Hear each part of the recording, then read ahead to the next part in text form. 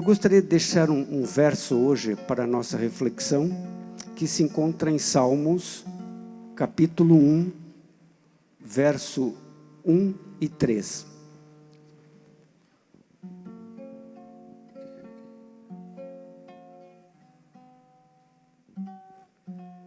Salmos 1, verso 1, diz assim: Bem-aventurado o homem que não anda no conselho dos ímpios, não se detém no caminho dos pecadores, nem se assenta na roda dos escarnecedores.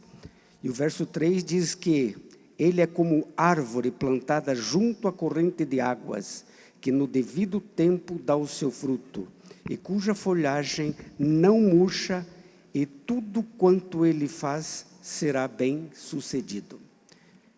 Vamos pensar nisso. Um bom sábado a todos.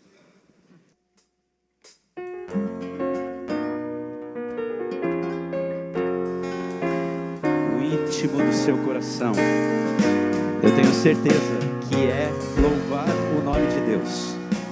E nós estamos aqui para fazer isso nesse momento, que possamos adorá-lo em espírito e em verdade.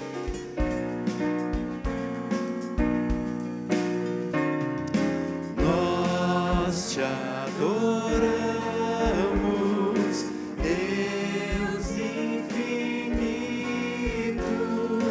e a teu Filho, o nosso Redentor. Deus Santo Espírito, nós exaltamos, é nosso guia e real consolador. Nós te adoramos com nossa vida. Vem e concede a nós tua graça e paz também. Nossa esperança é ver-te em breve e te adorar, Senhor, pra sempre.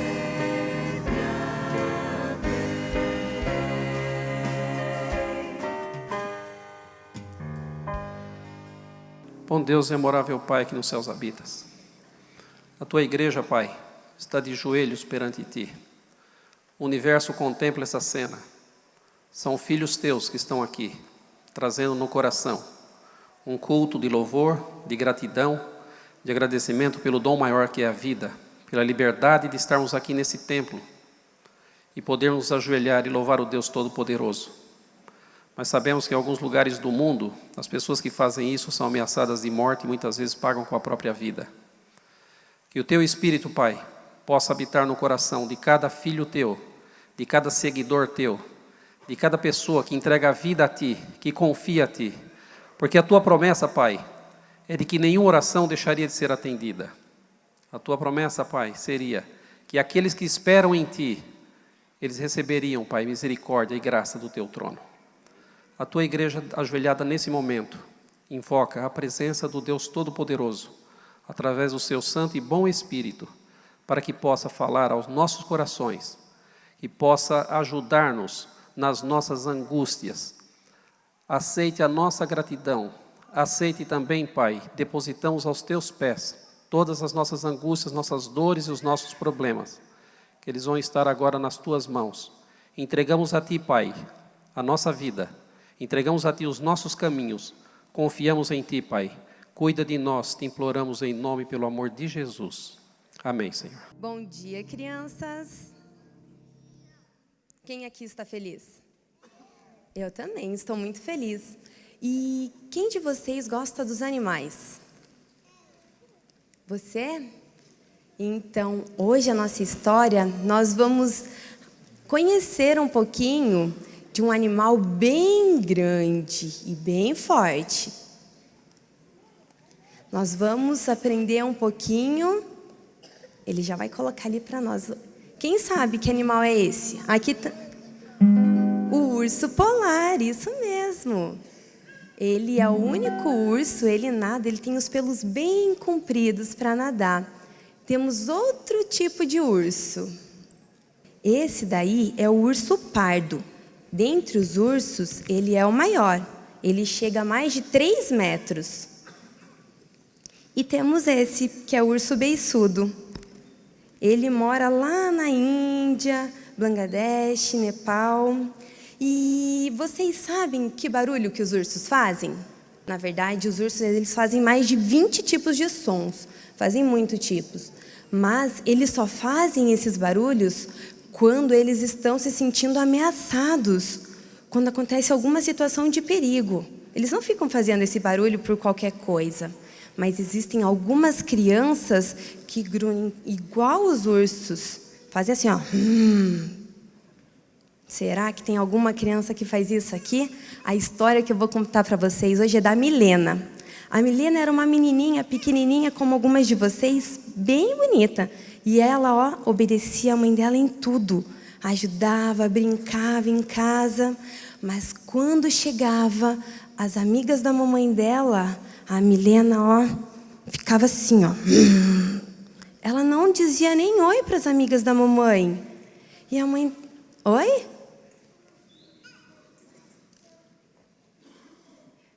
Mas não pode brigar. E a mamãe da Milena, ó, ficava bem triste com aquela situação.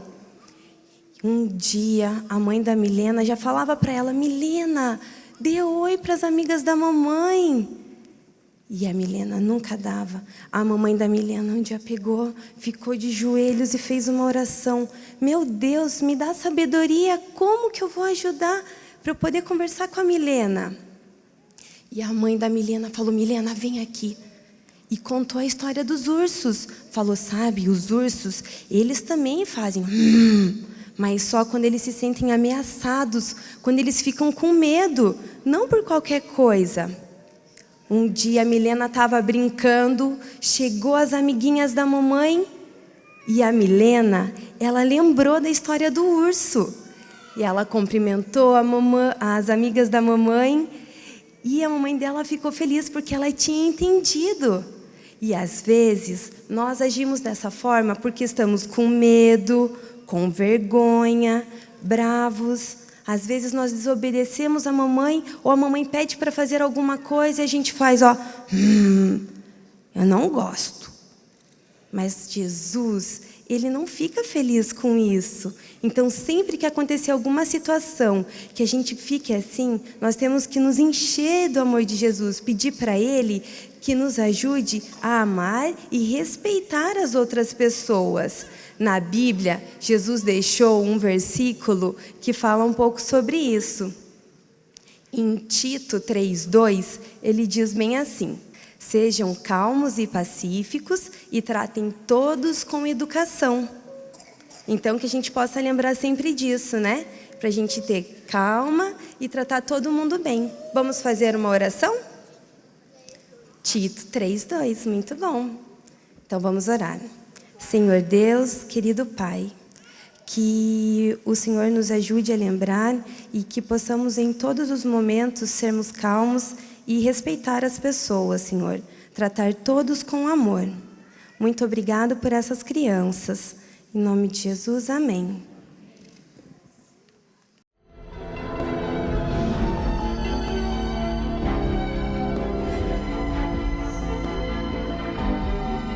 Provai e vede. História de hoje: o pedido de namoro.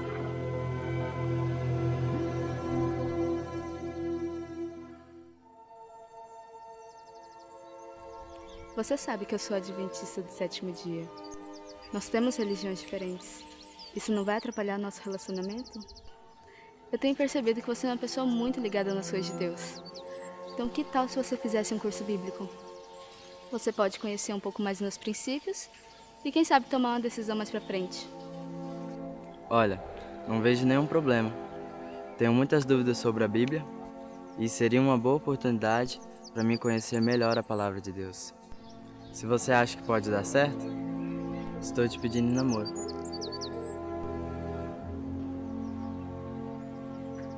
Você aceita? Claro, estamos namorando. No início dos estudos, me senti muito irritado pelo fato de descobrir que quase todos os conhecimentos religiosos que eu aprendi não estavam de acordo com os ensinamentos que a Bíblia apresentava. Outros guardam o domingo. Contudo, ainda trabalhava aos sábados e precisava tomar uma decisão de conversar com minha patroa sobre os princípios que havia aprendido e pedir a ela liberação do dia de sábado. Deus encaminhou de tal forma a minha vida que eu consegui a folga no sábado, e naquela mesma semana eu me entreguei definitivamente a Cristo através do batismo.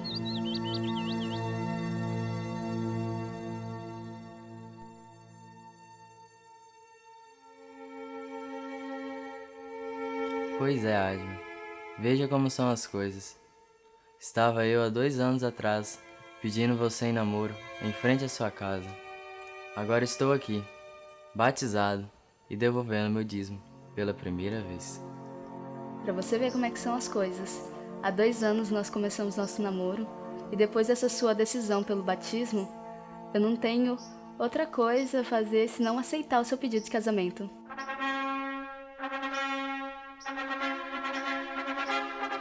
Não demorou muito, eu confirmei o meu compromisso com Adma e me casei com ela.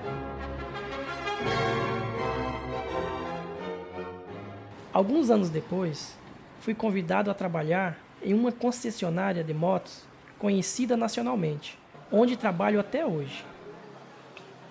Tenho a certeza de que Deus tem me abençoado imensamente. E como prova desse grande amor, minhas vendas têm superado as metas estabelecidas pela empresa. Hoje, eu e minha amada esposa temos 2 filhos lindos, Eduardo e Gustavo. Sou o primeiro ancião da Igreja Central do Jardim Primavera. Minha esposa se graduou em psicologia e é a secretária da igreja. Deus tem se utilizado de várias formas para expressar seu grande amor para seus filhos. A única coisa que precisamos fazer é tomar a decisão de nos entregar a esse Pai maravilhoso. Abrir o coração a Ele, reconhecendo-o como o nosso maior tesouro. Eu tenho para mim que o Domingos é uma dessas pessoas que o Senhor escolheu e separou ainda na juventude para o servir nessa obra. Ele é um líder diferenciado. O Domingos é uma pessoa que, além de ele ser o primeiro ancião da nossa igreja, ele também é um tesoureiro. E eu fico impressionado como ele trata com tanta habilidade, carinho e zelo com as coisas que ele faz.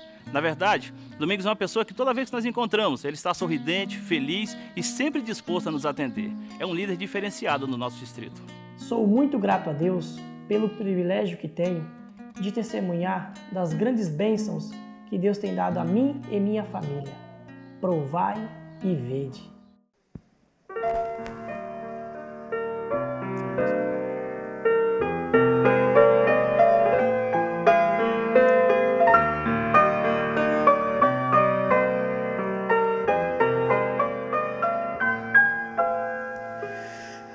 Aflito e triste coração, Deus cuidará de ti, por ti opera sua mão, Deus cuidará de ti.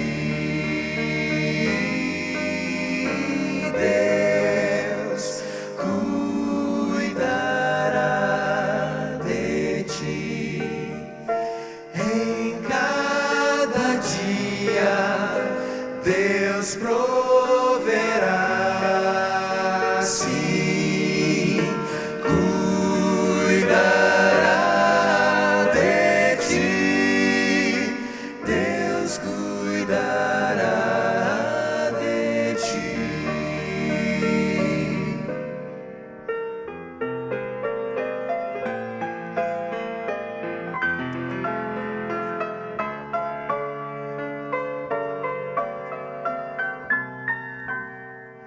Na dor cruel, na provação, Deus cuida.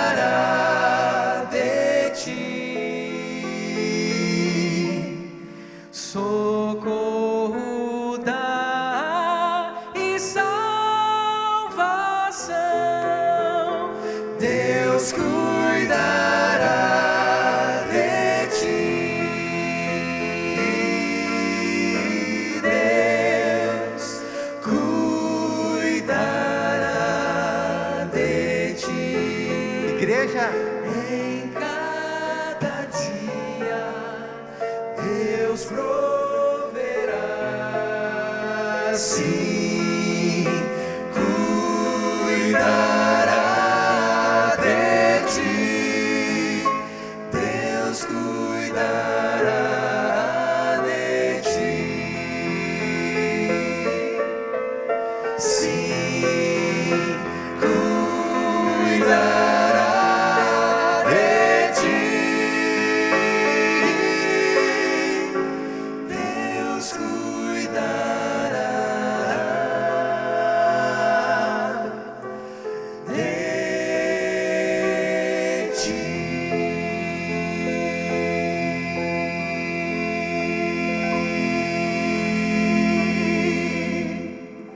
Amém?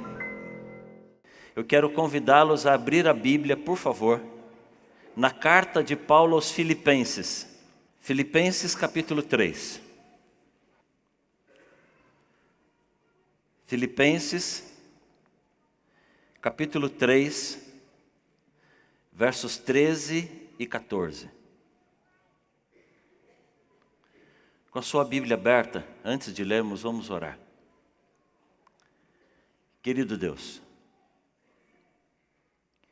obrigado pela oportunidade de erguermos este culto em louvor ao Teu nome. Há pessoas aqui dentro desta igreja e há outras pessoas nos acompanhando, espalhadas por uma porção de lugares.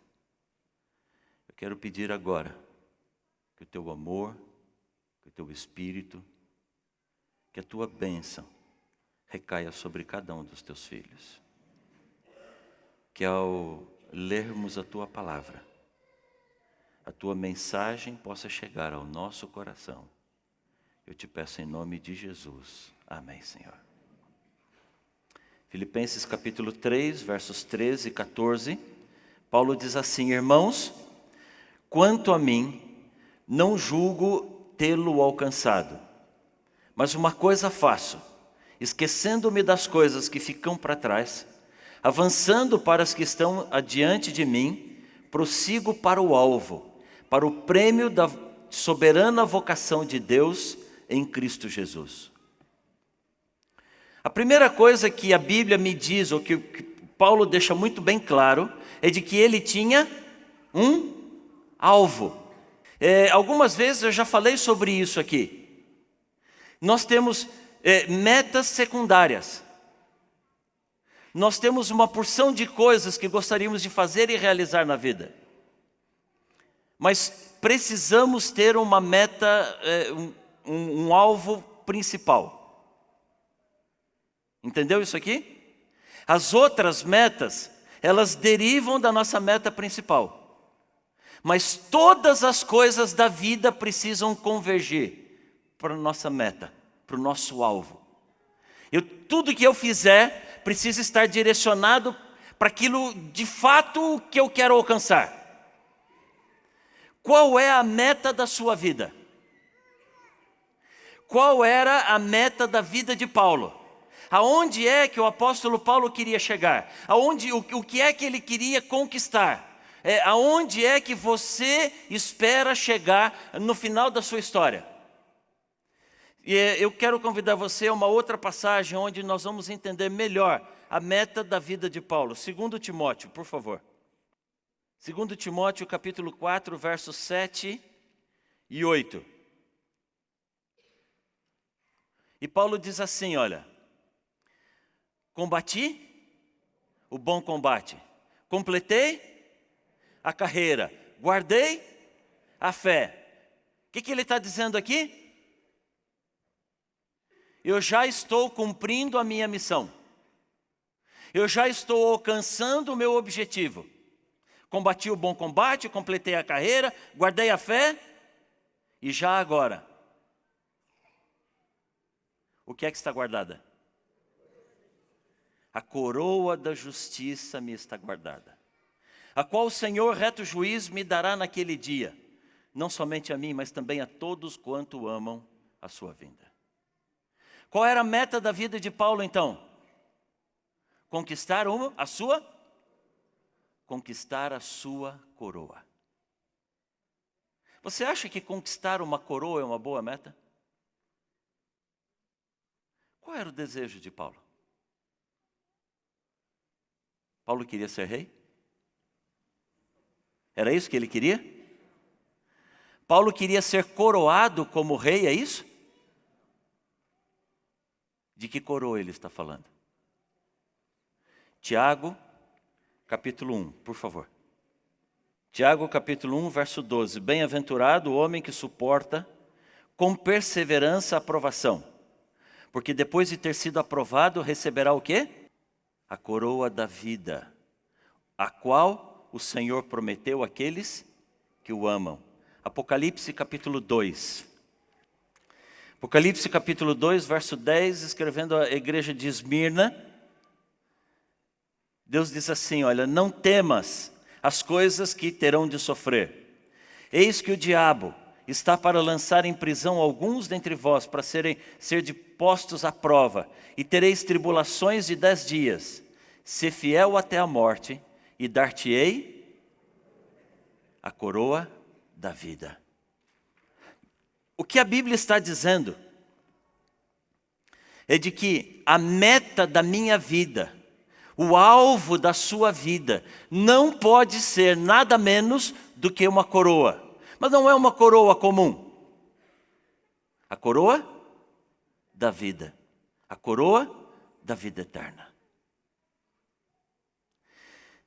Pelos textos que nós acabamos de ler, em Tiago, em Apocalipse, ele diz assim, olha, vocês vão inclusive enfrentar problemas. Vocês vão enfrentar tribulações. Jesus chegou a dizer, vocês vão ser perseguidos, caluniados, difamados. Mas estas coisas são passageiras, estas coisas são pequenas, porque vocês trabalham, vocês vivem, vocês competem por uma coroa que dura quanto tempo? A eternidade. Então, ainda que eu e você enfrentemos problemas ou tribulações, estas coisas não se comparam ao prêmio que nos aguarda, a coroa da vida eterna. Sabe o que isso quer dizer? Tudo o que acontece na minha e na sua vida tem que estar focado para a nossa salvação. Qualquer coisa que desvie o nosso foco da salvação tem que ser deixado de lado. Está claro isso daqui? Qual é o caminho da salvação? Se você ler João capítulo 14, ele tem uma das promessas mais bonitas de toda a Bíblia.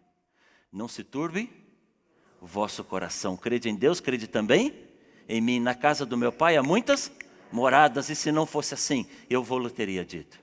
Mas eis que vou preparar lugar, e quando eu for e vos preparar lugar, eu virei outra vez, e vou levar vocês para mim mesmo, para que onde eu estiver. Amém? E quando Jesus acabou de proferir essas palavras maravilhosas, espetaculares, os discípulos olharam para ele e disseram, Senhor, e como é que a gente chega lá?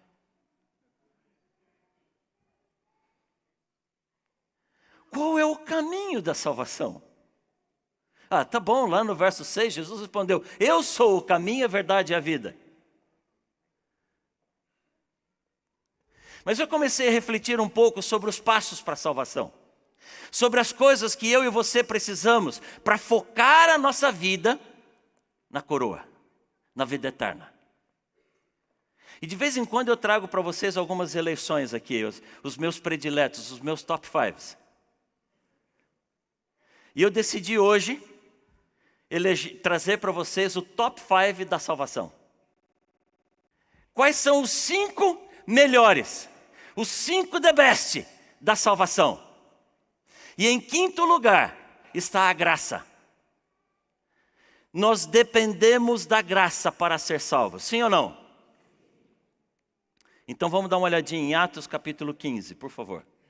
Atos capítulo 15, verso 11.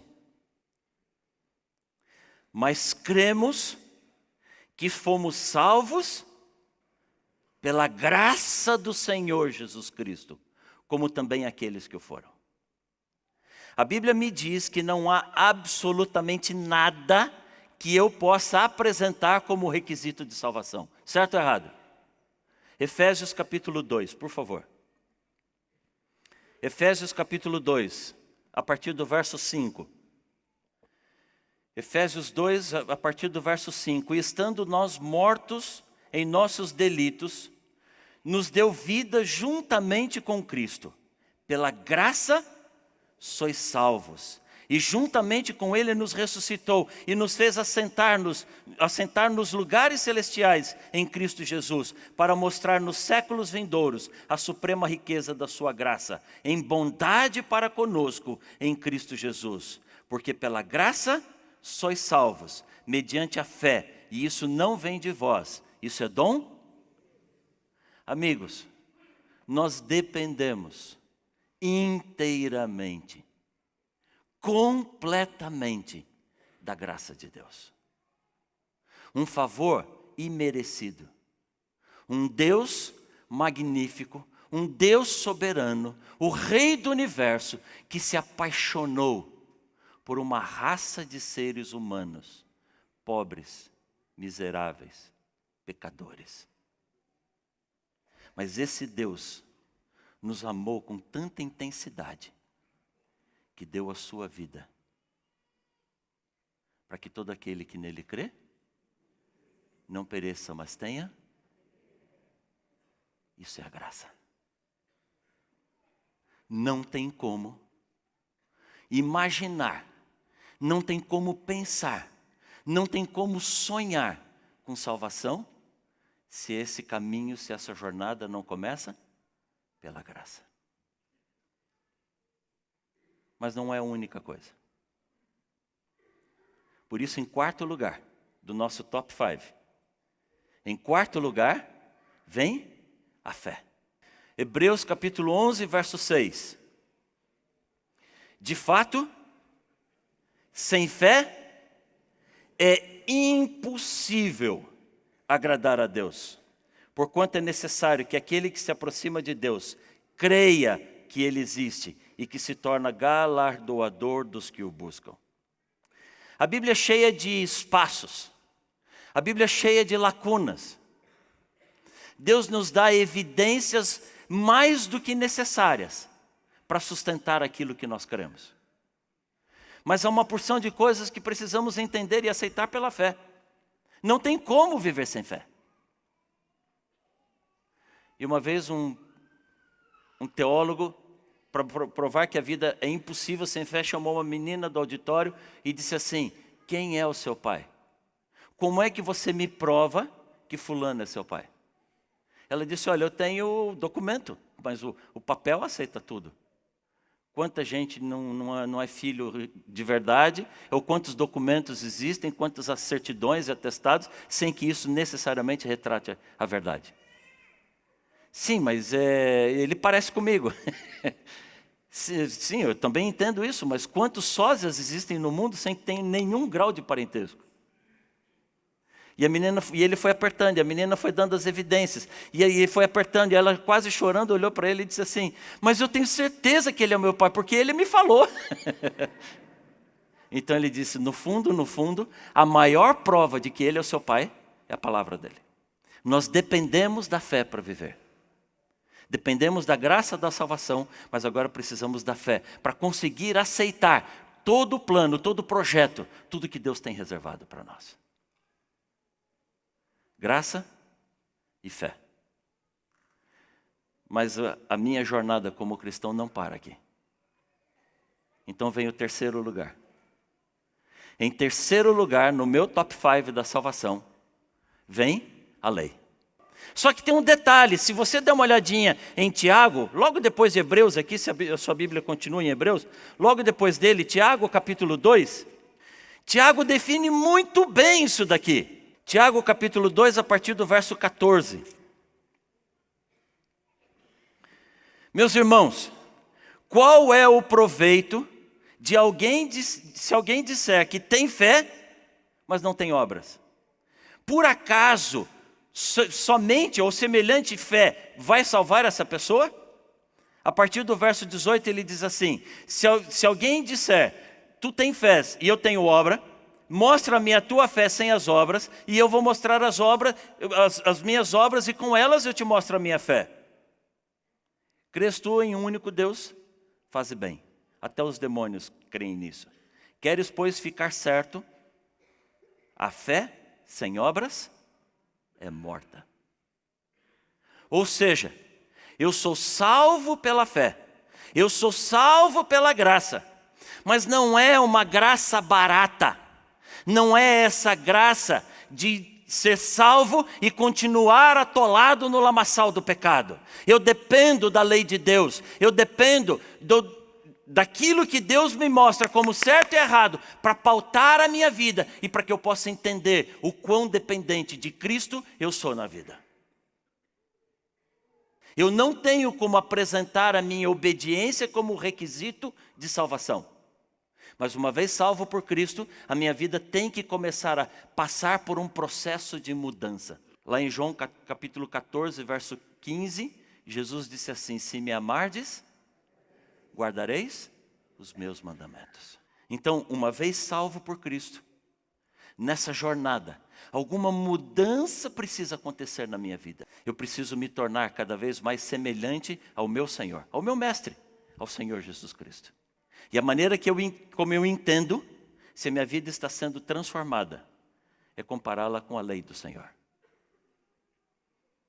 E quanto mais eu me assemelho ao meu Senhor, mais tranquilo eu estou em relação à lei do Senhor. Vocês concordam comigo até aqui? Desculpem, eu não sou nenhum dono da verdade. Mas é a maneira como eu entendo que a gente caminha para a salvação. A graça, a fé, a lei.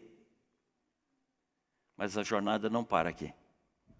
Em segundo lugar, no meu top 5, em segundo lugar, vem o amor. O próprio Cristo disse lá em João 14, verso 15, se me amardes, farei o quê? Guardarei os meus mandamentos. Ou seja, eu faço como resposta ao amor. Em Mateus capítulo 19, a partir do verso 22, a Bíblia conta a história de um rapaz que chegou a Jesus, perguntando para Jesus: Senhor, o que é que eu devo fazer para herdar a vida eterna? Não é disso que nós estamos falando aqui agora? E qual foi a resposta de Jesus para ele? Se você quer herdar a vida eterna, faz o quê? Guarda os mandamentos. E o rapaz olhou e falou assim: Senhor, quais mandamentos? Ele falou: filho, é o que está na lei. Honrar pai e mãe, não roubar, não matar, não adulterar. Mas Senhor, esses mandamentos eu tenho guardado desde a minha infância.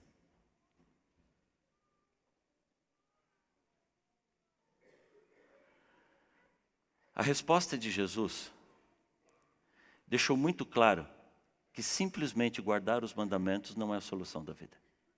Quando Jesus disse para ele: vai e vende tudo que tem, Jesus disse assim: ainda uma coisa falta para você.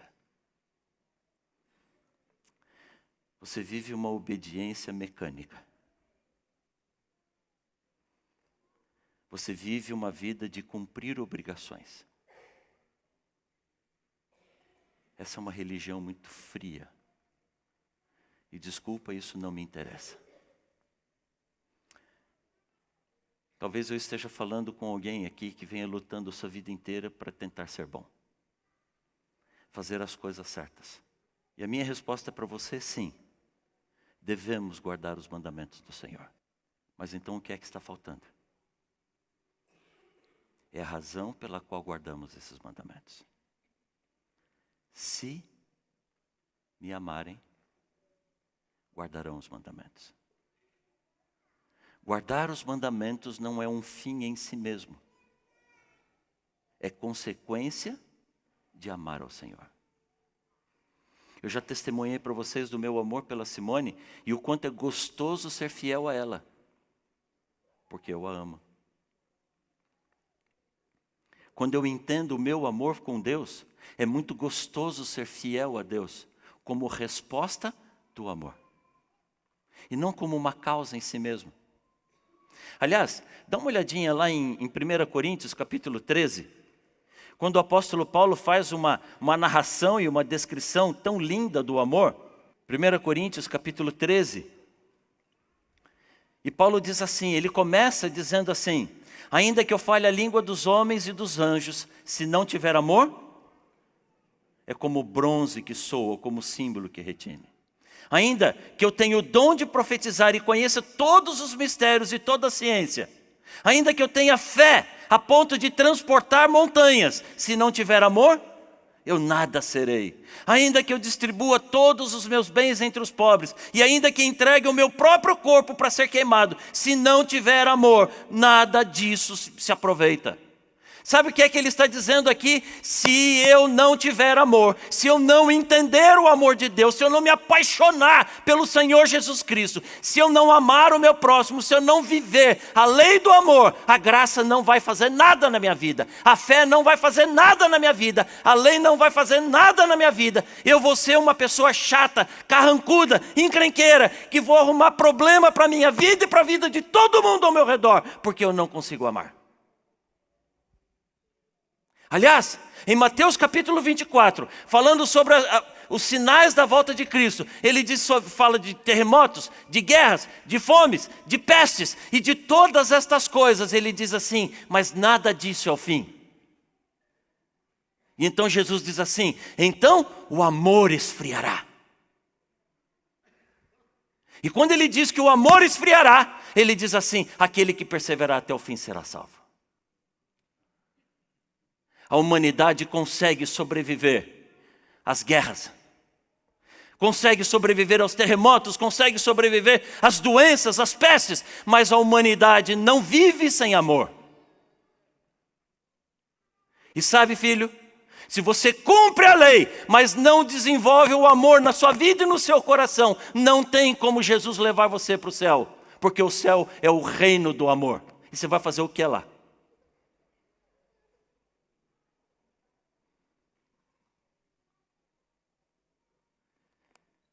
O apóstolo Paulo termina,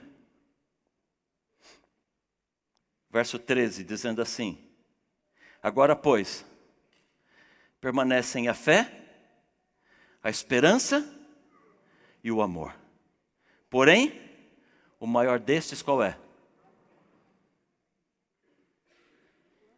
Ah, amigos, eu gostaria de ficar o resto do dia falando sobre o amor. Quantos problemas nós temos na vida por falta de amor? Quantos problemas nós temos em casa, na família, por falta de amor? Quantos problemas nós temos na igreja por falta de amor? Quantos problemas nós temos no trabalho por falta de amor? Você pode fazer o que quiser.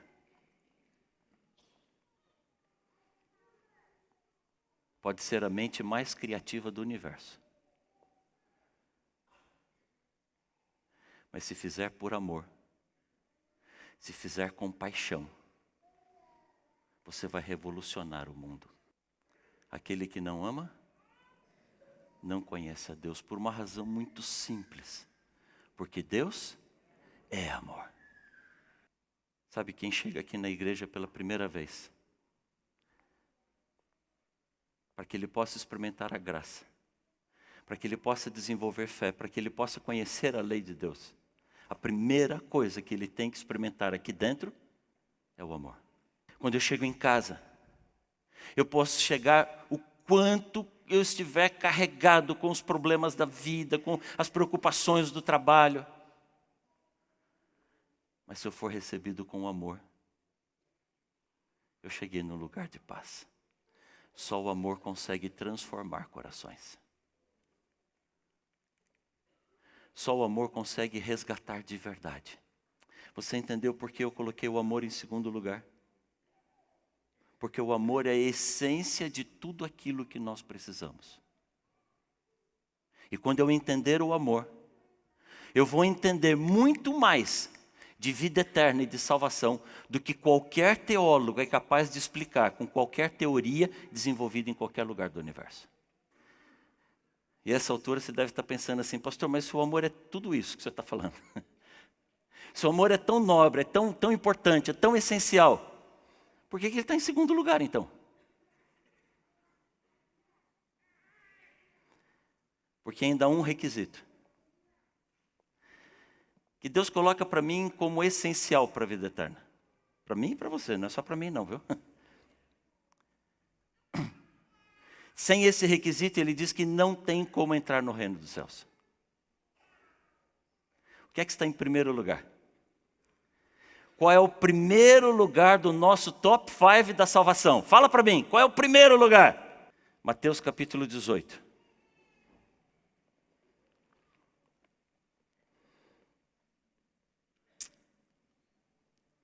Naquela hora aproximaram-se de Jesus os discípulos, perguntando, quem é porventura o maior no reino dos céus?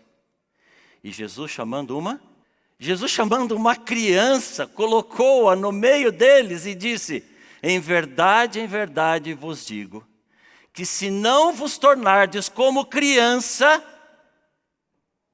de modo algum farão o quê? Entrarão no reino dos céus. Qual é o primeiro lugar do nosso top 5? Qual é a coisa mais importante para entender a salvação? É nos tornarmos como? O que é que tem na criança que faz dela tão importante assim? O que é que existe na criança que de fato precisamos aprender dela com a capacidade de receber ou não a salvação do Senhor? Bom, em primeiro lugar, a criança tem facilidade para nos explicar todos os outros requisitos que nós colocamos, sim ou não? Quem entendeu que é amor de verdade? Se relacione com uma criança. Quer saber como obedecer de coração? Se relacione com uma criança. Quer saber o que é alguém que tem fé pura e simples? Olhe para uma criança. Quer ver o que é graça? O que é amar alguém e quem não merece? Conviva com uma criança. A criança é sinal de rendição. A criança nos ensina o senso de dependência. A gente tem vergonha de dizer que precisa de ajuda. A gente não consegue falar que não tem capacidade para resolver um problema. A criança não tem medo de pedir ajuda. Aliás, ela não mede lugar, não mede ambiente. Quando ela termina de usar o banheiro, ela grita lá de dentro, pronto! Ela sabe que nem isso ela sabe fazer sozinha.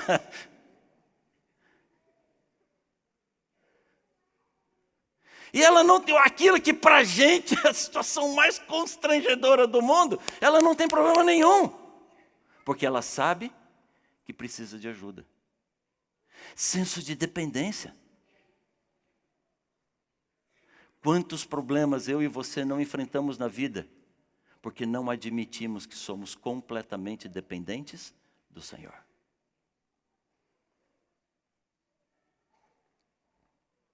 A criança nos fala de altruísmo.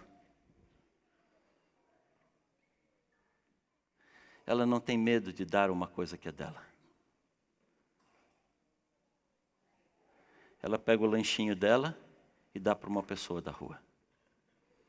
A gente começa a dizer, não faz isso.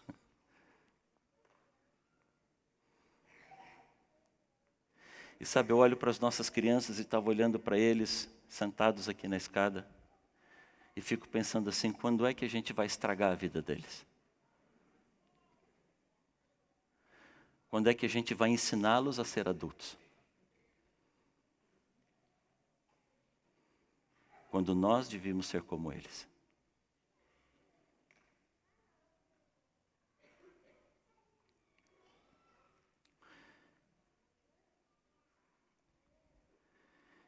Uma vez eu fui convidado para dirigir uma semana de oração numa igreja de brasileiros em Washington, Estados Unidos. E foi uma semana de oração muito inusitada. Eles me pediram para fazer a semana de oração na semana do Natal. Tinha um feriado do Natal no meio da semana, assim, meio estranho isso. Mas era o que dava certo para a igreja, eu fui para lá. Deu certo também, Deus abençoou, consegui levar a família. A Stephanie, acho que tinha uns 8 anos de idade, o Tiago estava com 3 aninhos de idade. Foi a primeira vez que ele saiu do Brasil, que ele viajou para lá. E foi muito gostoso, aquela semana de oração foi marcante para a gente, porque encontramos gente da família que fazia tempo que a gente não via, encontrei alguns amigos de tempo de colégio, que há anos não via. A minha família estava junto, a Simone, a Stephanie, o Tiago. Foi uma semana assim, muito abençoada, para a igreja e para a gente. Eu agradeci muito a Deus por aquela oportunidade. Foi diferente também, nós tomamos a iniciativa de, naquela semana de oração, não lutar tanto pelos nossos presentes, mas transformar os presentes em orações, em intercessões, espiritualizamos muito mais o Natal, foi muito gostoso. Um desses amigos que há muitos anos eu não via, um dia nos convidou para almoçar e levou a gente para um lugar, nós almoçamos, era inverno, estava muito frio, estava na casa de 8 para 10 graus abaixo de zero. Se a gente acha que hoje tá frio aqui em Curitiba, você não tem noção do que estava por ali naqueles dias. Mas tudo quentinho, o carro com calefação, a casa com aquecida, o restaurante que a gente foi também estava lá, e conversamos e matamos a saudade de tanto tempo que a gente não se via, que gostoso que foi aquilo. E quando nós saímos do almoço, o Marcos parou numa loja de brinquedos. É uma rede muito grande, que tem lá nos Estados Unidos, chamada Toys R Us. Quem já foi para lá sabe o que é isso. É um shopping center só de brinquedo. Você entra numa loja do tamanho de um Carrefour, assim, só de brinquedos. Essa loja que ele parou, de fato, era uma loja muito grande. E ali no carro, antes de descer do carro, ele olhou para a Stephanie e para o Tiago e disse assim: crianças, o tio é muito amigo do pai de vocês. O tio gosta muito, muito, muito do pai de vocês. E eu gostaria de dar um presente de Natal para vocês. Então vocês vão fazer o seguinte, vocês vão entrar nessa loja e cada um de vocês vai escolher um brinquedo. Qualquer coisa. Quando ele falou qualquer coisa, eu fiquei apavorado. A Stephanie tinha 8 anos de idade, eu já sabia que ela ia direto para o setor das bonecas, provavelmente ia pegar uma Barbie ali.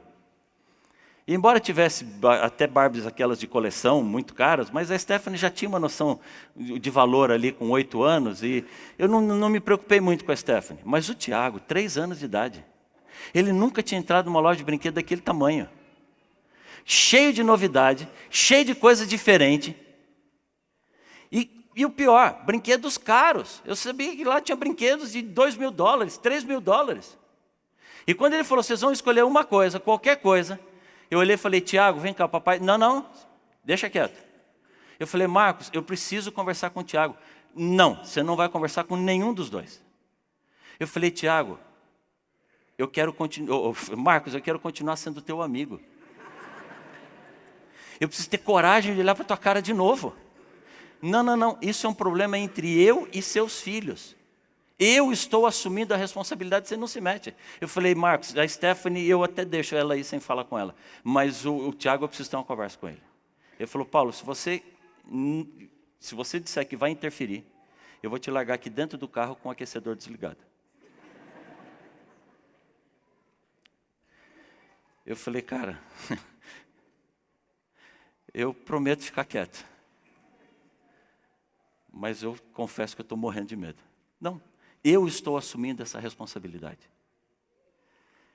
E nós entramos na loja, eu tremia, de coração. Poucas vezes eu tremia assim na minha vida. Eu tremia, eu estava tenso, eu suava frio. A Simone olhava para mim e falava, eu falei, bem, é problema dele, ele disse que vai assumir. A Stephanie entrou, correu para o setor das bonecas. Pronto, fiquei tranquilo. O Tiaguinho entrou, olhou para aquela loja daquele tamanho e disse assim: uau! Eu falei, meu pai do céu. Aí ele viu os carrinhos de controle remoto, ele viu umas caixas enormes de Lego e eu apavorado. Aí de repente o Tiago olhou no final do corredor e viu uma gôndola de liquidação. Não era nem sale, era clearance. E ele correu para aquela gôndola, e lá naquela gôndola ele pegou um dinossauro. Deixa eu pegar o dinossauro aqui. Obrigado, Jonas. O Tiago viu esse dinossauro, assim, ó, de borracha, não tem nada mecânico, nada elétrico, não tem controle remoto, não tem absolutamente nada de diferente. Um dinossauro de borracha, que custava $6. E que estava em promoção por R$1,99. E o Tiago olhou para o dinossauro e falou assim: nossa, esse dinossauro é maneiro. E o camarada olhou e falou: sim, Tiago, mas tem bastante coisa para você ver ainda. Tudo bem, tio, eu vou ver, mas esse dinossauro é legal. E enfiou embaixo do braço assim. Tá bom, Tiago, vai ver os outros brinquedos. E ele foi e olhou um monte de coisa, e olhava para o dinossauro, e olhava os carrinhos, e olhava os negócios, uns robozinhos, e olhava para o dinossauro. E por fim ele chegou para o tio Marcos e falou: tio, é o dinossauro que eu quero. Aí o tio falou: Tiago, pega outro brinquedo, tem tanta coisa legal. Sim, tio, mas é o dinossauro que eu quero. E ele falou assim: então faz o seguinte, olha, o tio vai dar o dinossauro para você, mas você pode pegar outro brinquedo também, tá bom? Ele falou: não, você disse que era para pegar um brinquedo. Aí o Marcos olhou para mim e disse assim: cara, me ajuda. Eu falei: não, você disse que era para eu não me intrometer. Confesso que lá no fundo eu pensei assim: filho, não precisa ser tão pouco assim, né? Mas não teve jeito. Foi esse rapazinho aqui, ó. Foi esse dinossauro que o Tiago se encantou. E aí quem estava com vergonha agora era o meu amigo. E ele olhou para mim e disse: Paulo, eu também preciso continuar olhando para você. Tipo assim, como é que você vai me encarar sabendo que eu dei um presente de R$1,99 para o seu filho? Eu olhei para ele e falei: Marcos, olha a cara do Tiago. Olha a expressão de alegria e de felicidade no rosto dele. Ele não está preocupado quanto custa o dinossauro. A Stephanie saiu feliz com a bonequinha dela. E o Tiago saiu radiante com o dinossauro dele. Ele carregou esse dinossauro na mão a viagem inteirinha. Ele não aceitou colocar dentro da mala na hora de vir embora. Ele veio sentado no avião com o dinossauro sentado no colo dele. Ele nunca foi ciumento. Ele sempre compartilhou os brinquedos, pelo contrário, as crianças chegavam em casa, ele pegava a caixa de brinquedo e jogava no chão e espalhava para as crianças lá. Mas o dinossauro, ele colocava num cantinho, bem no alto assim, para nenhuma criança ver o dinossauro dele. Ele cresceu, hoje é um menino de 16 anos de idade, o ano que vem vai estar fazendo faculdade, mas o dinossauro continua no quarto dele. Desculpa, filho, eu peguei sem falar com você. Eu tenho orgulho desse dinossauro. Porque esse dinossauro me ensinou que a criança não escolhe as pessoas pelo que as pessoas podem dar ou oferecer para ela. As crianças amam as pessoas de qualquer jeito. As crianças não escolhem presentes pelo valor do presente. Elas gostam daquilo que para elas tem valor, que enche o coração.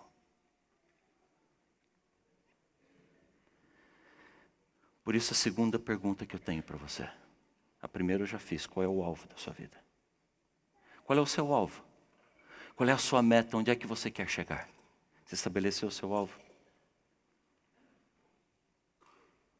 A segunda pergunta então é: você gostaria hoje de se tornar como uma criança? Você gostaria hoje de pedir a Deus que lhe ensine a amar, a perdoar, a se relacionar como uma criança? A ter a humildade, a simplicidade da criança? Se eu e você, hoje, não nos tornarmos como criança, nenhum de nós vai estar no reino dos céus. Então que hoje, o amor de Deus nos encha de tal maneira que sejamos como os pequeninos.